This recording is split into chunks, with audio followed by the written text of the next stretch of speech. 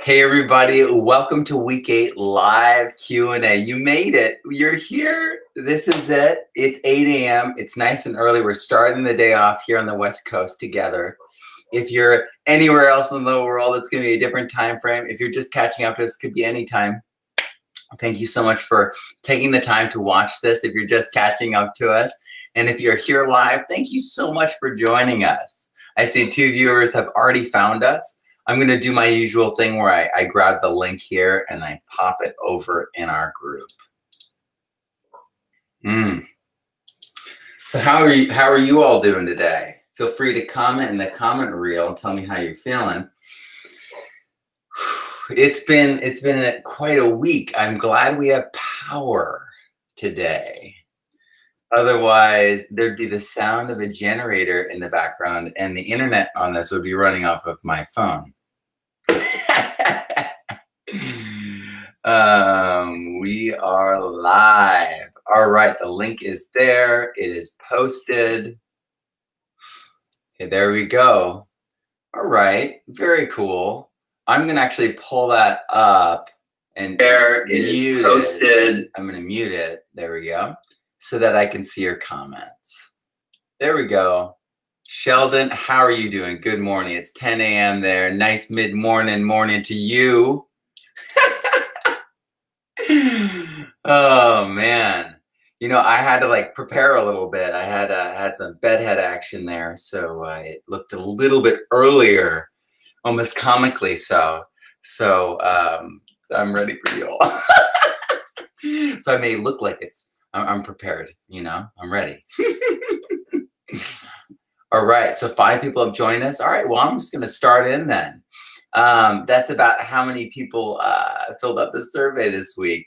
So there's a lot that goes into this because, I mean, I've read all the comments, you know what I mean? So let's dive right into this. Let me pull up the questions here because this is hard. This is difficult stuff. There are certain points at which, they're failure points in permaculture, and you've probably heard me talk about them before. If you've been watching my videos for a long time, if you haven't, then you might not know that this week is the #1 failure point for all PDCs, all, you know, like everyone, because they get intimidated by designing. They want the answer. They want one answer, and they want just the topographic map. They just want the map to be ready. They just want to put their stuff on the map. They just want to take it and put it down.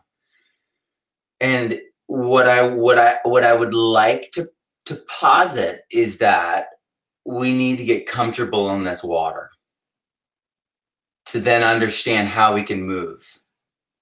Because this week is not a one answer week.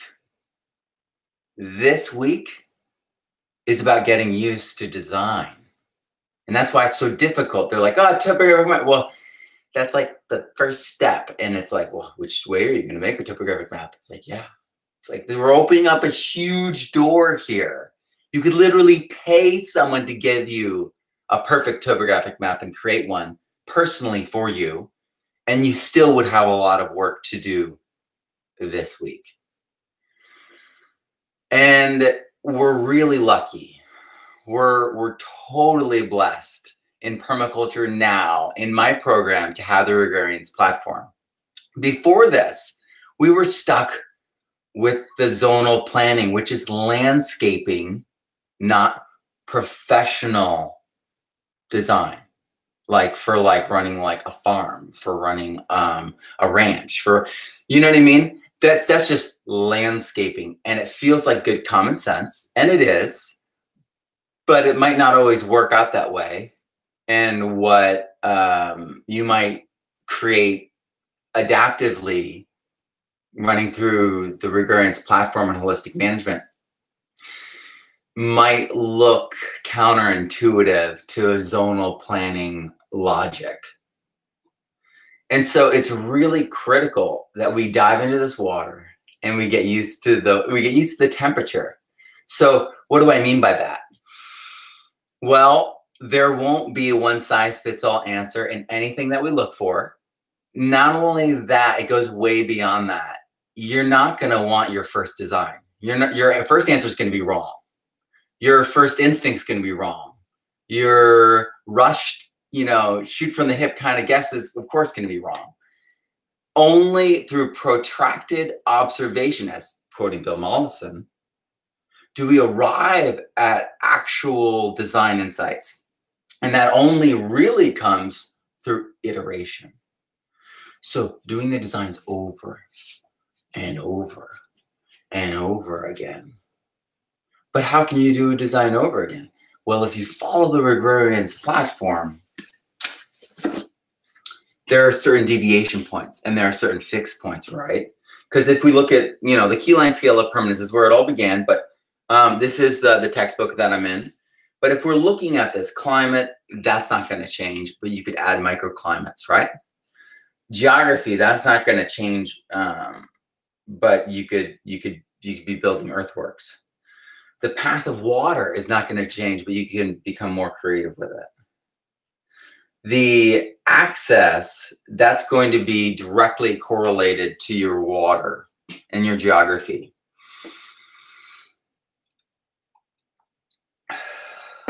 You don't want those to change. Let's do a little Wim Hof. All right, so the forestry, the buildings, the fencing, the soil, the economy, and then the energy that you can derive from the site. The economy that you can derive from the site is going to be, you're going to have to play with that. I mean, is it going to be ranching? What percentage ranching? What types of animals? What polycultures of animals? And then what about agroforestry?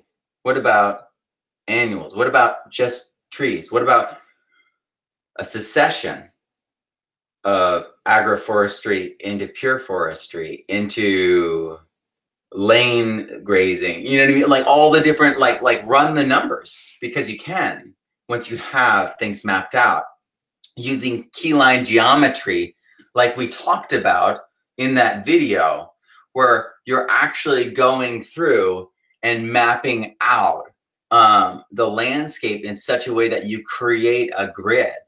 And so you can quantify your yield. You can quantify how many animals you can graze. You can quantify, all these things you can approximate. So, and if you're like, oh, well, I don't have Joel Salatin's area, how am I going to know how much my animals are going to graze? Go talk to your local rancher. I mean, really, they're all around you, and you're like, how do I do that? It's like, just go contact them. Go drive up to their gate. They've got a big, sign. It's beautiful. They got a little number there. Contact them. Leave a little note in their thing. Write them a letter. You know where that address is. And if you can't look it up, you can't find it, you can't find any of this information, you can look online for people that are selling it in your area, selling, grass-fed beef or something like that, or wool. You know what I mean? How are they getting it locally? Well, someone's grazing those animals somewhere. You might have to do some detective work, and that's only going to help you. You might end up going to, visiting different community gatherings or church or something. I mean, I go to church and I meet so many people. I meet everyone, really. You know what I mean? I meet all these different demographics from the society, like the local dentist, all these different groups of people. And so that's how I met ranchers in California. And I've got a standing offer to work on a ranch with like over 3,000 acres and to do experiments in California. I just got to set things up and free my hands a little bit, and I might head on down there and take the Millars up on that. But yeah, they're an amazing family. Tangent. But when we go out there, we encounter those amazing families. We encounter all those amazing people, and maybe for you, it might be going to the local permaculture group, because there is one. And they may call themselves something else, maybe the local regenerative group or something like that. But we're all still trying to do the same thing. So go there, go check out what they're doing, learn from them. Holistic management is also almost everywhere too. So immerse yourself, get involved, start doing the detective work, and you will get the answers to start running the numbers, is what I like to say. And what that really comes down to is us running, like looking at our landscape and analyzing it in such a way, in an authentic way, using the Agrarians platform, and then getting used to the water, steeping in it, seeing what feels right after really examining all the different options. And not looking for one option, but getting those maps done, having the maps play out in different scenarios, looking at what's the full spectrum of what's possible, no matter if you're doing like natural farming or if you're doing, biointensive, if you're having no metal and no plastic and everything's made out of wood and natural materials, and there is zero anything from anyone else, and you figured out how to create a pure, like the ultimate, I haven't seen that yet, but maybe that exists. Maybe people are working on the class and that's your advanced permaculture project. But most of us are creating transitions, and the beauty of the transition, we shouldn't be ashamed of creating transitions and bridge technologies and all these things, is because it shows people, A, a path to change from where they are now. And then B, it shows people that we can create paths from where we are now. We're like, wait, you just created a bridge. I'm nothing like you, but you created a bridge. I guess I could create a bridge. If I create a bridge, how would that look? And you're like, and like, that's like the gift we can give to each other with the differences that we have, but overcoming them, and then especially getting steeped and comfortable in the complexity. When the educational, the government education system in the Netherlands sends their people out to study other education systems all over the world and analyze them and then bring back their insights. And that's part of the reason why. Or is it Denmark? Oh, it was Denmark. And they have such good schooling. And they came to our school at Minarets, and they didn't leave my classroom. They kept coming back. And they all ended up sitting in my classroom by the end of the day. And I started getting nervous. And like the principal and the assistant principal showed up and were like,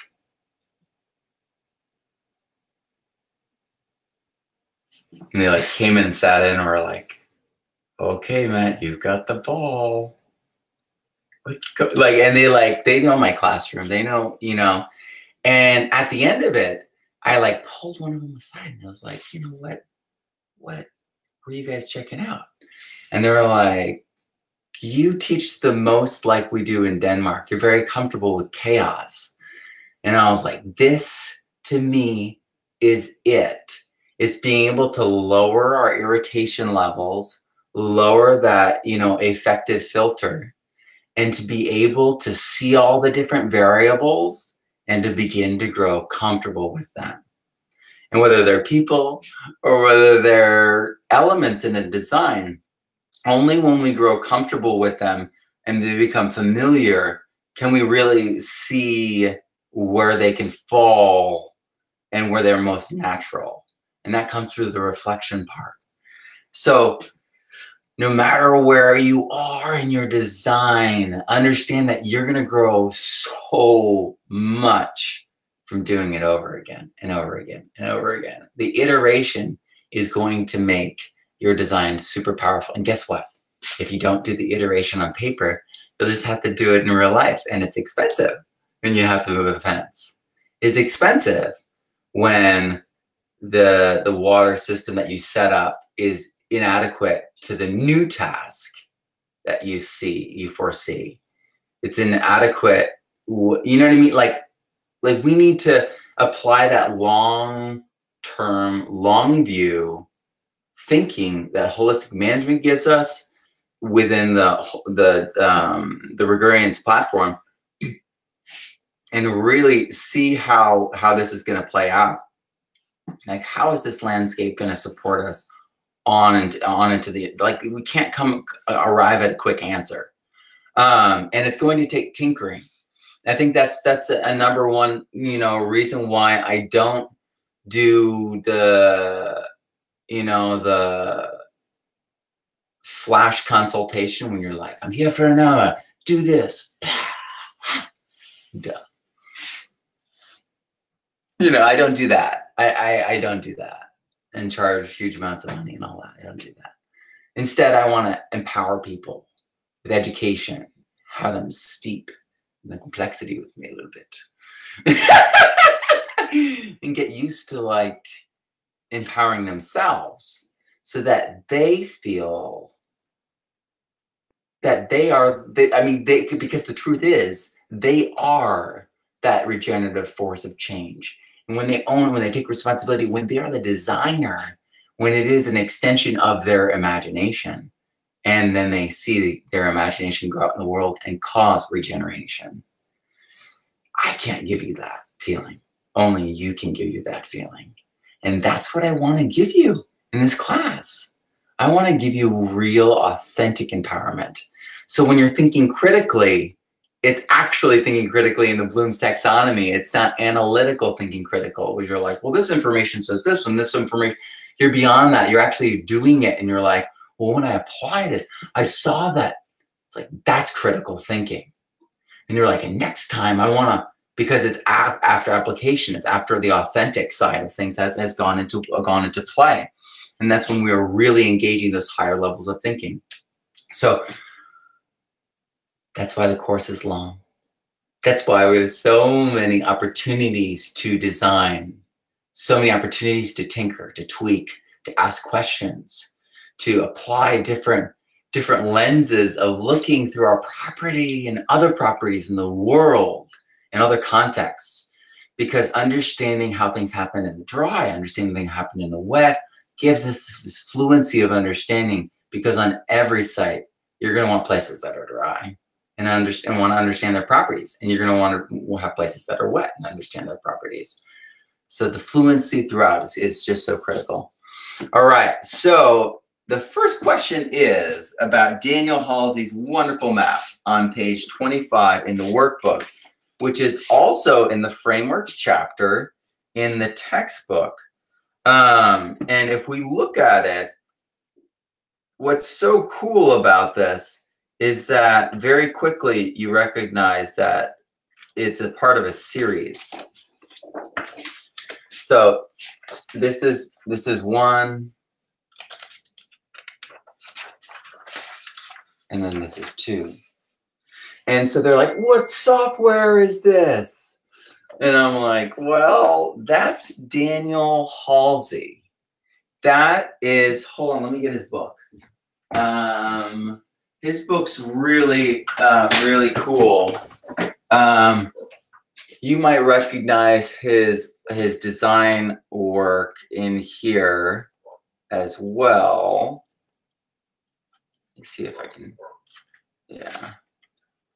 So the amazing thing about Daniel, so this is another one of his designs. And so he creates keys, and then he creates these really beautiful designs that are really visual. And so he creates layers. And so what he does is he does like drafting layers. And so you can like lift and see all these different possibilities, and then see all the different energies and effects, remove them all and see just certain things. It's really powerful. Again, it's getting steeped in the complexity and then running through them to gain fluency and understanding, and then allowing the reflection to run. And in that reflection and trusting and having faith in ourselves and in what we are learning, our minds arrive at inspiration and the answers come to us. So start doing this with all your designs. And so I haven't taken Daniel Halsey's United Designers class, which is all about Adobe. I now have the programs. Actually, yeah, I have all the drafting programs. I've been paying for them monthly for about 2 years now.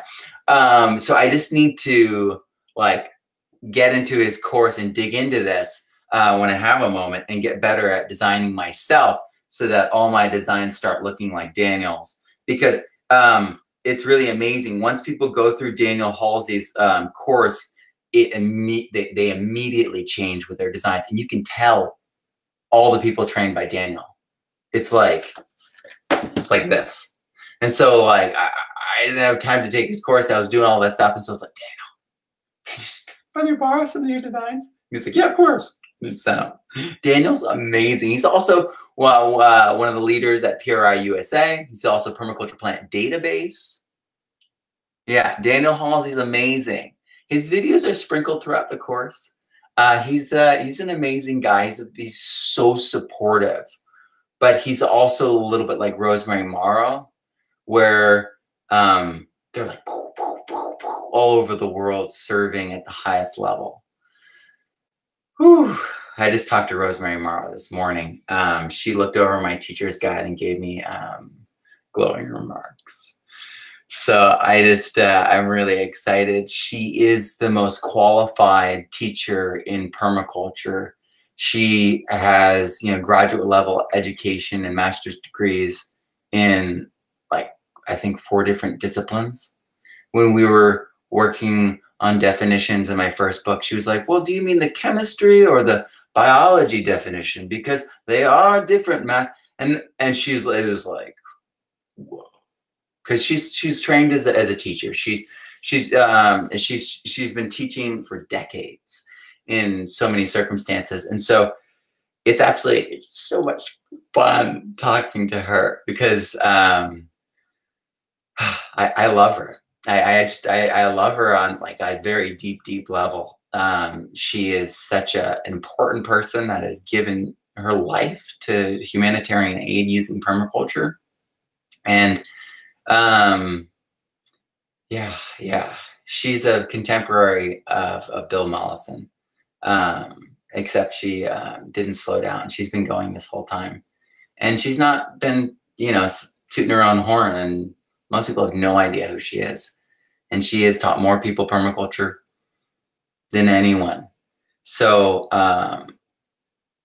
she's gotten it, accepted into parts of governments and all of these different things. So it's really, really amazing. And she's, like me, adapted permaculture because she's an educator. And so I bring my materials and my all these bold things I'm doing, to her, and I get reassurance. Because she's a teacher like me, but then she's also incredibly educated, more educated than most people, most college professors, and more educated than most college professors. So yeah, amazing stuff. All right, so I want to take that class with you. You want to take that class too with Daniel Halsey, United Designers, and it uses Adobe, and then it partners with other programs like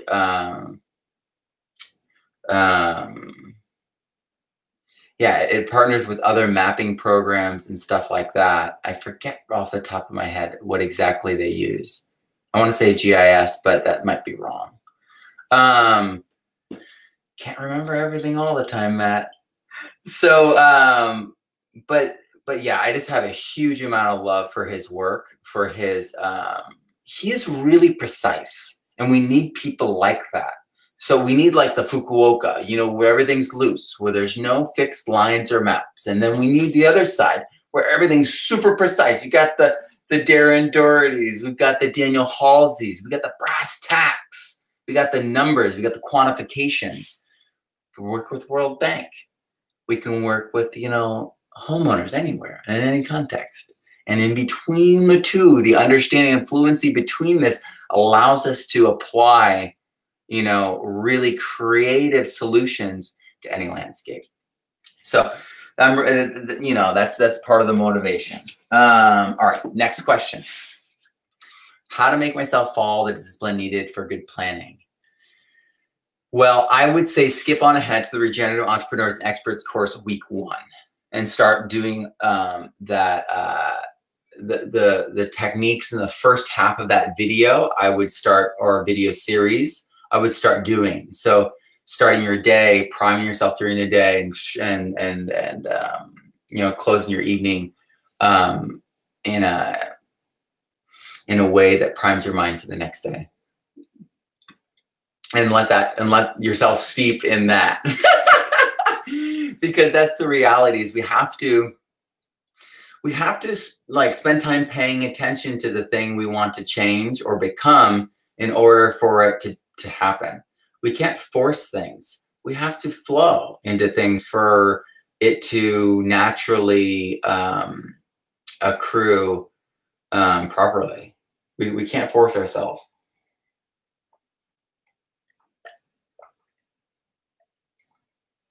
I mean, sometimes it can work. You can throw people, you know, into the water, but there's a probability of failure there that is completely overcome when you do necessary preparation. Like I've talked about before, law of attraction, law of preparation together. Oh, actually, I said that's in the other course, I think. Well, anyway, yeah, law of attraction, law of preparation together are what, you know, we find our solutions. So I would start following those practices, checking that out, and then start running through practice, and say to yourself, like, this is not one draft, you know, I'm not doing like one take, you know what I mean? It's not my first take. I'm going to do drafts, because revision is reflection and revision is growth. And so, yeah, I would plan on that. Now, what suggestions could you offer for maximizing figurative fertile edges that I could explore with regards to my upcoming book? I want to maximize those knowledge edges so that different pathways of learning and areas of life can intersect in a meaningful way. Well, the knowledge edges would be the Bloom's taxonomy of cognition, and then they would be the multiple forms of intelligence. That's what I would do as my lenses, to be more holistic and touch more of the edges that are fertile in terms of the audience, offering convergence point for seemingly separate interest skill sets that can serve to enrich the reader's lives in an unprecedented way. Totally. And your convergence point is the kitchen, as I see. So what does a holistic meal look like to you, to my fellow classmates? So feel free to comment. He's asking for your comments, what a holistic meal would look like, or perhaps she, but I'm pretty sure I know who this is. What does it look like to mimic natural patterns in the kitchen? Do you like the idea of section chapters defined by meal types, breakfast, lunch, dinner, or would you prefer sections defined by season? How can the concept of permanence fit into the kitchen? So holistic management being applied to food. So this is really creative. This question, this is tying into the other course too, and that's okay. Everything's related, and that's why you have access to the other course, right? So I focused on this initially. This is where I began my relationship with permaculture.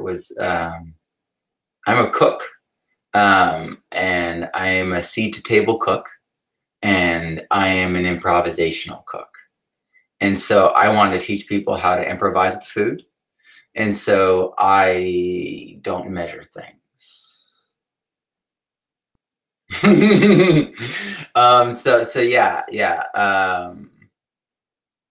So that's like where I come from, where my background in this whole thing. It is 8:30. A holistic meal to me is one that touches. Well, it's one that has fat. And for many of us in the permaculture world, there's this gardening ethic. And for a lot of us, there's this like, there's a vegetarian or even vegan ethic at times. But without fat, you can't digest those things properly. And when without fat, you can cause depression. This is from Dr. Amen, the brain doctor. Yeah, so for me, I mean, I always see fresh food. I always see I see fermented food. I see fat.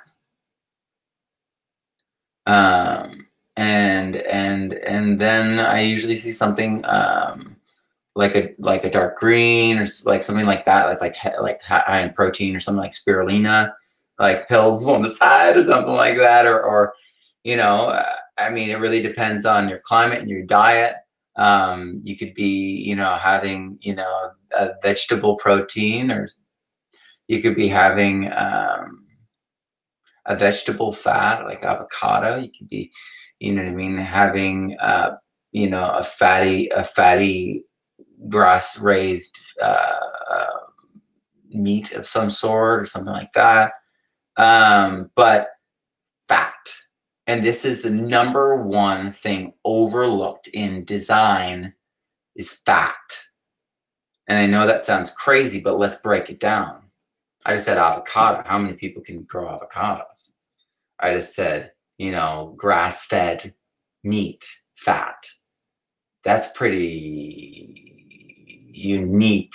I mean, most of the people that are getting grass-fed, they're kind of lean because they're not holistically, you know, grazed. And they're not like, you know, having like really fat earth to feed off of, so they're not as fat. And then like pigs, it's like holistically managed pigs. It's like, have you had that? Forest raised? I have. It literally like can like cause miracles. So yeah, and it's directly related to our brain function. It's directly related to our ability to heal and be resilient. This is all, that's all from research and everything. Again, right? Caveat, not a doctor. But yeah, no fat. It's like, okay, well then you're getting lard or butter or nuts. So these are all everything's like serious, right? You're butchering an animal and then rendering its fat. You're, you know, separating the cream and you're, you know, you're making butter, you're churning butter, or maybe you're shaking with a shaker, huh? I got one of those.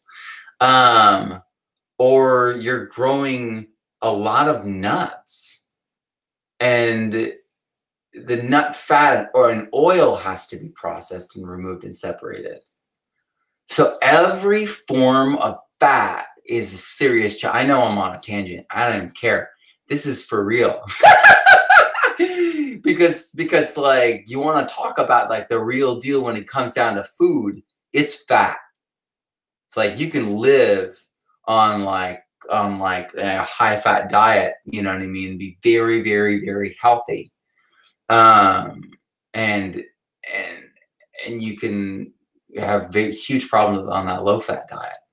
So and they are the most difficult thing to do, so people tend not to do them. And they outsource their butter to people who are doing, you know, that ultra pasteurization, high ultra pasteurization, where it's just, you know, destroying all the fat too, and they have to bring new fat back in. Or this article at one point, I think on Horizon Milk, they had to do this. But would they really bring back the original fat, or buy? They can't. Would it be taking cream out of? It's like, what's going on there? It wouldn't be pasteurized if they took the cream and did that, and it wouldn't be ultra pasteurized if they did. But it is ultra pasteurized. So what are they doing? Well, I've heard that they're doing stuff like, you know, synthetic fats, or, you know what I mean? People are very concerned because people don't know what's exactly going on, because they're removing these fats. They're putting different fats back in. What happens when those fats run low? What's their secondary supply? Because there always is. You know what I mean? It's like, why did the coconut sugar change? Same suppliers, but the process changed. And it's like, right after those tsunamis happened, people who were using coconut sugar in their kefir grains all over the Central Valley suddenly started having problems, and everyone switched. So we got to be aware of these things. We got to be savvy to these things. Yeah. So getting our fats is so critical. And then you look at soy, the organic $140 million of soy from Iowa was certified organic fraudulently. So that's going to be soy oil. So that's going to be the fat component in like all these processed foods. So it's like, when we think about our fats, we got to be careful about where they're coming in. They may say they're organic. You know what I mean? But there's issues, there's questions, there's accusations even, and it's hard for us on the outside to understand precisely what is true and what is not. And what we do know is how to do it right. And it takes work. And so I would say, holistic meal to me, it's like fresh greens from outside. And it always depends on the time of year too, right? but yeah, having like fresh greens, having something fermented, and having a form of fat. So fresh fermented fat. Wow, that's pretty good. Fresh fermented fat. That's actually really. I'm gonna write that down.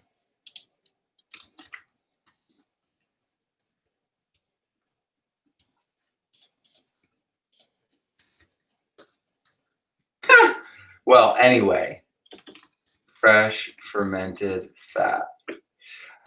So that's really interesting. Great question. Great thoughts to be having. Let's pop over and see what the questions are. And if they're like, Matt has done lost his mind, it's okay. All my family's from the South and Iowa. If my jokes are corny, it's because my family's from Iowa. Good morning. It's 10 a.m. Hello. Good morning, everyone. Yeah, seam zones can seem a bit too simple and not be able to answer many questions. Yes, James, that's exactly correct. And sometimes zones can be exactly what we need. Or sometimes it's just situational. It's like, well, in this section, let's apply the zones to this ranching area or this workstation area. And it's like, those make sense. It's logical. But it's not logical that we're like, zone everything, swell here, swell there. You know what I mean? Like we have to just, steepen that complexity a little bit. All right. An important part of design is predicting where our bottlenecks will be and putting a lot of effort into designing the systems where the work is potential to become backed up.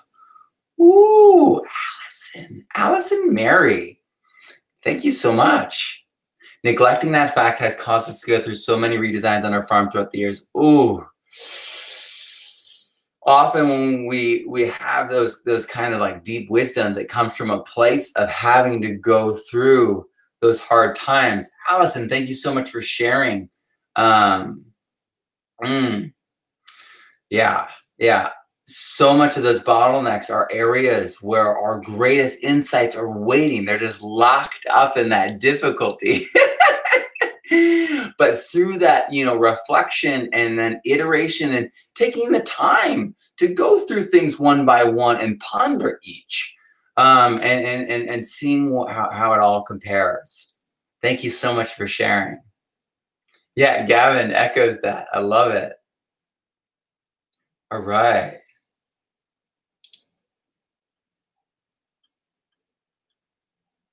Sorry, I want to see if I can lengthen this. Nope, it's not gonna do it.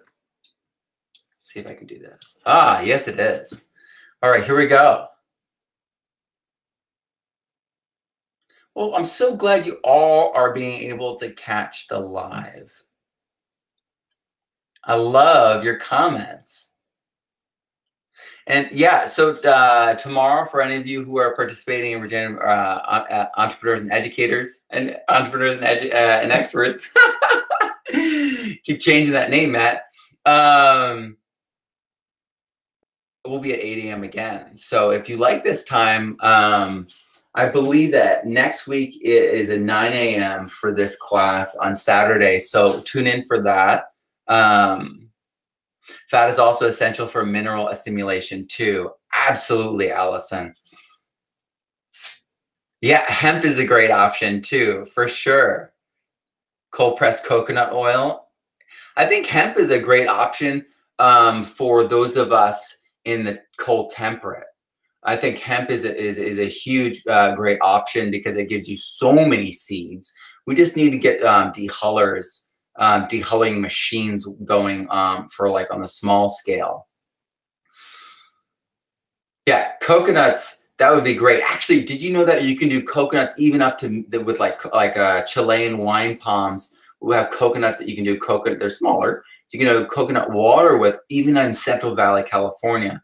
So it extends pretty far up, you know, the possibility of coconuts. Not quite here, but almost. Yeah, organic soy fraud. Very, very not good. There's a reason why I like my corn to be crazy colored, to be really unique shaped, and all this stuff so that if it does cross with something, you know, those genes like stick out like a sore thumb and I'm like, separate you, you seem hot, you know, and you keep things pure or keep things red, whatever you like. And then, you know, it's interesting. Yeah, the whole thing with hemp, it is legal now. There's new regulations, but as we have seen with the example of Joy Beckerman, these things are constantly rolling forward and out. There's no like backward stepping. Like we're heading forward. You know, she said into a new day, right? And it's true. We are at this point where we are pushing those ridiculous limitations on hemp out the door. And so we're going to have hemp clothing, hemp fat, hemp oil, all these sorts of things locally. And that's going to change everything. When you can have a crop that can make clothing and make a life-sustaining food at the same time. It's going to change everything. I'm really excited to see what's going to happen. Especially because people are going to start looking at other ancient fibers. And I know there's probably someone in the class is going to go, what about nettle? What about nettle? Maybe not here live, but maybe on the replay. Because nettle is one of those amazing crops as well. Amazing fiber. And we actually, soon we're going to have a video from one of our teachers who works with flax and has a CSA for fiber, for clothing. So they would get like a shirt, a CSA for seasonal clothing. It's absolutely incredible. And it's in Canada, cold temperate. So we'll be learning more about that soon. So it's super, super exciting. Yeah, fat. I know I went on a fat tangent, but it is so important for the brain and for development of children. Oh boy. Yeah, and so, you know, that whole low fat thing is a big, big, big fat lie.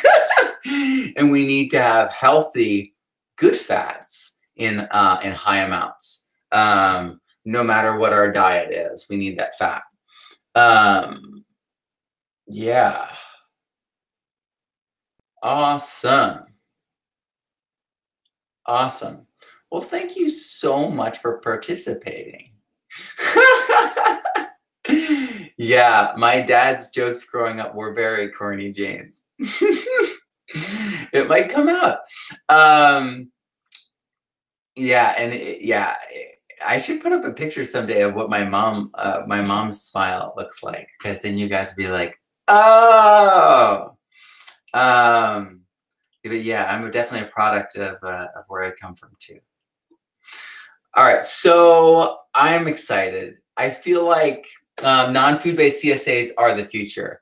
That's why, as you'll notice, when you get to the advanced part of the advanced project part of the course, almost all the project examples have a CSA built in. So yeah, non-food-based CSAs are critical. There are Kickstarter on a local person-to-person basis. It's how to think about it. It's your crowdfunder, but local, non-digital, you know what I mean? Contractual. And so this is also another reason why we need to get out into our community. And that may mean, going to the local farmer's market. I mean, you go to this other local event or group or whatever this thing, but getting involved in our community really opens all those doors and has us plugged in so that when we decide to serve, you have an audience, you have people that are already caring about you and what you're working on just because of you. And yeah, so I really, really encourage people to get out in your community, to explore and find those answers to your designs, involve your community in your design. And I know that goes against kind of a lot of the old survivalists, a lot of like the permies kind of, fight the man kind of stuff. But the more we involve our community, the more community support we have, the more protection we actually have. I know people feel like it's scrutiny if we're doing things that are illegal, but we shouldn't be doing things that are illegal. We should be trying to find solutions or change the laws so that we can create empowerment in our local communities and then get people, really addicted to that feeling of becoming a community, stating who we are, and doing empowering things as a community. And the more you do that, the more you create culture. And culture really is making choices as a group together and having group behaviors together. So the more we do that, and we've got a passive culture, and that's why we don't have really a culture, people say, because it's so passive. If we start making choices as a group, we start forming community again, we will feel that. And yeah, so I fully believe in it. And I know for me, that's where a huge amount of my growth was when I was, the head of the English department, in charge of hundreds of kids, supplying seeds to hundreds of families where they would bring me the food and show me the food that they're growing with my seed. And it just, it just opens your heart further and further and further. And then when your heart is like that, you actually can hear people's needs and then respond at that level. And then your business is a blessing. Your service is a blessing. Your presence is a blessing. And so yeah, no, I really believe in the non-food CSA, the CSAs, how we need to embrace community permaculture and make it our permanent culture. Thank you so much for tuning in, for staying with me through the tangents. I love you guys. I really do. I feel like this course has challenged me to be greater and greater. And as many of you know, and many of you have seen the course go from the beginning to now. You know how much we've continuously added to it. I have a vision of much more, like a lot more. I have a vision of, well, we're planning on moving onto our farm this year. And when we move onto our farm, we're going to be reshooting all of Permaculture Student Online K through 12 with my son Oliver Powers hosting. And then I'm going to be doing all the cold homestead from scratch all the way up, all the water harvesting, the roof harvesting. I'm going to be covering everything, covering greenhouse growing with, yeah, it's going to be really, really fun. And so that's all still coming. And then I've got all the the liquid mycelium videos still to do. And then I've got all the Mexico videos still to do. So all the Chinampa videos, the Milpa videos, which are groundbreaking. If you like corn, beans, like this is the predecessor to Three Sisters. So there's so much still coming. So my vision for this course is more massive than the course currently is. It's like 40 to 50% more massive with just my contribution. So expect 2019 to be this huge year of growth in regards to that. And I want to create a ton more examples showing the iterations of running all these calculations on a site. And that's really what Rex is all about. That's what Darren Doherty teaches in depth, and that's what he has people do in groups, in teams. It's really incredible. And that's why I love the Rex, but I'll continue to add more examples in my course of that. But I'm not trying to replace Rex in any way.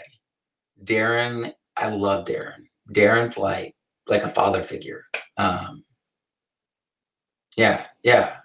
I can't, he is like amazing at what he does. And without his insights, we wouldn't have critical pieces to getting us to where we need to go.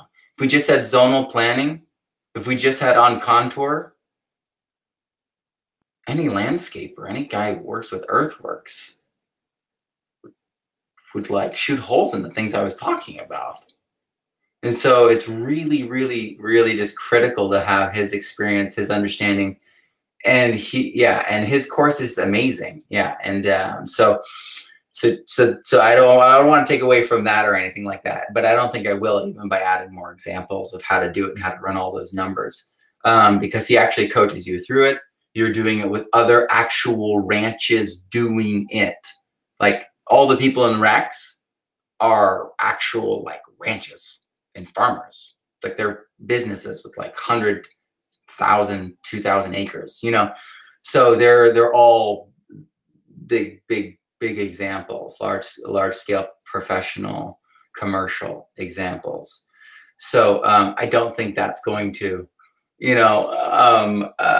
cause too much overlap, but yeah, so I'll do that, and I'm going to delve more into that, especially with this next site I'm going on to, because I'll have acreage to play with, and I'll have so many things to try out, and we're going to do them, but we're first going to run all the numbers and do all the plans and everything.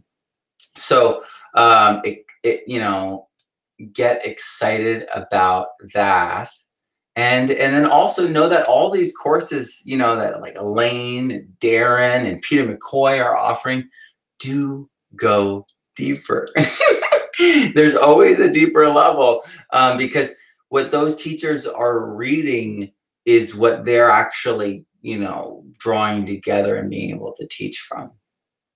Yeah, I personally, I study, things like Fungi Magazine. Have you guys checked this out?